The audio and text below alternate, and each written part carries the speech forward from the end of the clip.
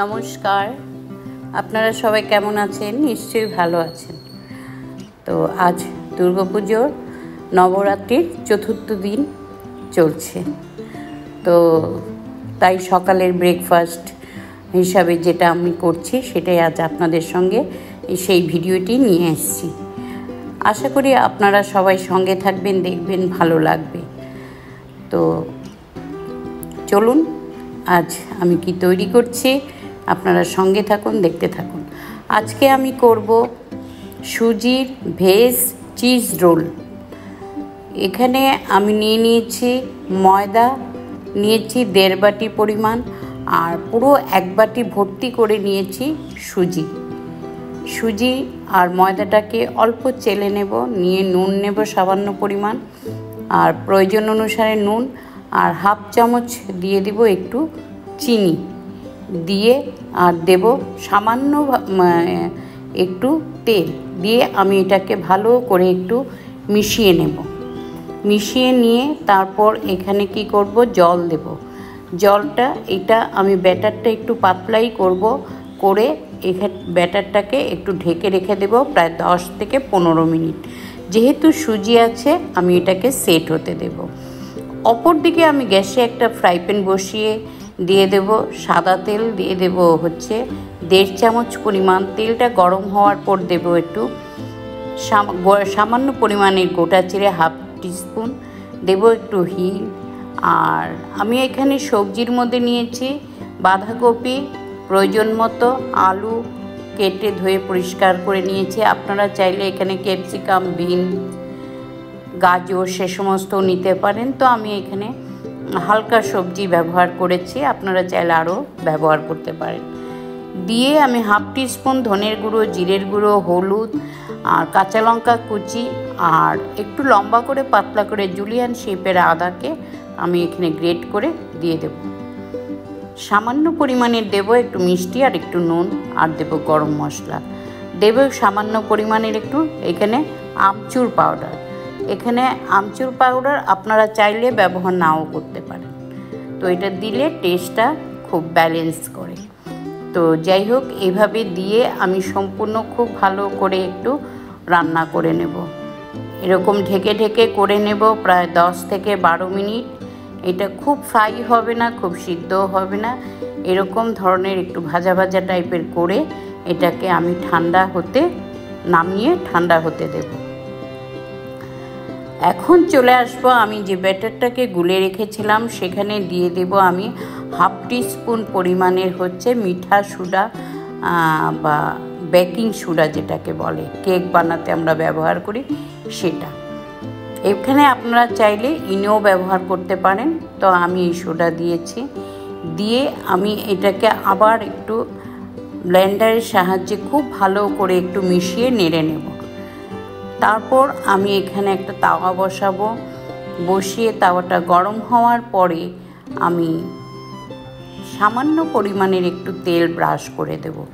খুব তাওয়াটা গরম হওয়ার পরে তারপর কমিয়ে দেব, দিয়ে আমি একটি হাতার সাহায্যে ওই ব্যাটারটাকে আবারও একটু নেড়ে নেব, নেড়ে তারপর ওখানে দিয়ে দেব। এখন আমি এটার একটা পাশ হতে দেব, দিয়ে উপর থেকে আরও একটু তেল ব্রাশ করে দেব। এখানে দেব আমি সাদা তেল, দিয়ে এভাবে একটা পাশ যখন একটু হয়ে যাবে তখন আমি একটা ছেনির সাহায্যে আস্তে আস্তে একটু দেখব উঠে আসছে কিনা।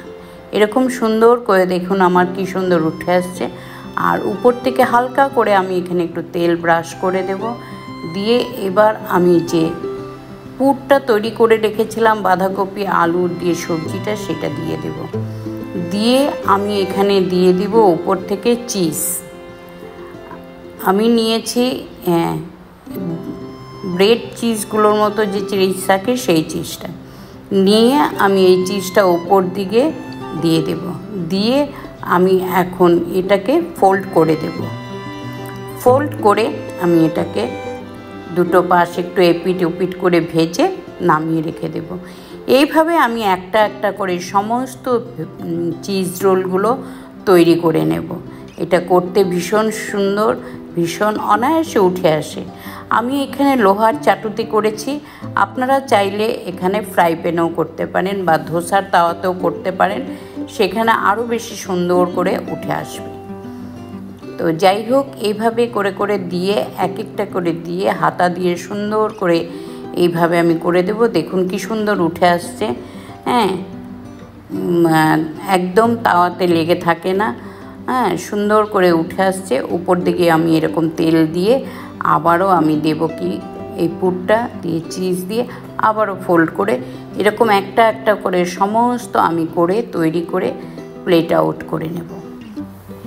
তো বন্ধুরা, রোজ রুটি সবজি লুচি পরোটার থেকে একটু অন্যরকম খেতেও স্বাদ লাগে এবং খুব ভালো লাগে। ও আমি আপনাদের বলতে ভুলে গেছি, এই যে বেটারটা করেছিলাম আমি এখানে সামান্য একটু গোলমরিচের গুঁড়ো এখানে দিয়েছি, কেননা তাতে যে টেস্টটা খুব ইনহ্যান্স করে। তো আপনারা চাইলে হয়তো ঝাল যারা কম খান নাও দিতে পারেন। হ্যাঁ, গোলমরিচের গুঁড়োটা দেওয়াতে ভীষণ টেস্টটাও আরেকটু বাড়িয়ে দেয়। তো এইভাবে আমি করে এটা কি করব, নামিয়ে নেব। আমি নামিয়ে প্লেট আউট করে নেব।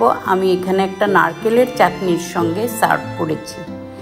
আপনারা চাইলে এটা টমেটো কেচাপ অথবা শুধু খালি মুখেও খেতে পারেন, কেননা এটার মধ্যে সবজিও দেওয়া আছে আর খালিও খাওয়া যেতে পারে, অথবা টমেটো কেচাপের সঙ্গেও আপনারা এটার টেস্ট নিতে পারেন।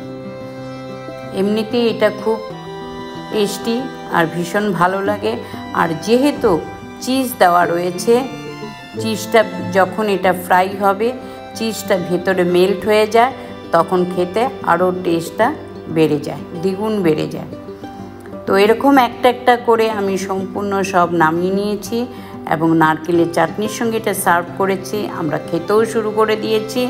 তো দেখুন বন্ধুরা, ভীষণ ভালো লাগছে, আশা করি আপনাদেরও ভালো লাগবে। তো এইভাবে আপনারা রুটি লুচি পরোটার থেকে একটু বেরিয়ে এসে অন্যভাবে একটু অন্য রেসিপির স্বাদ আপনারা গ্রহণ করতে পারেন।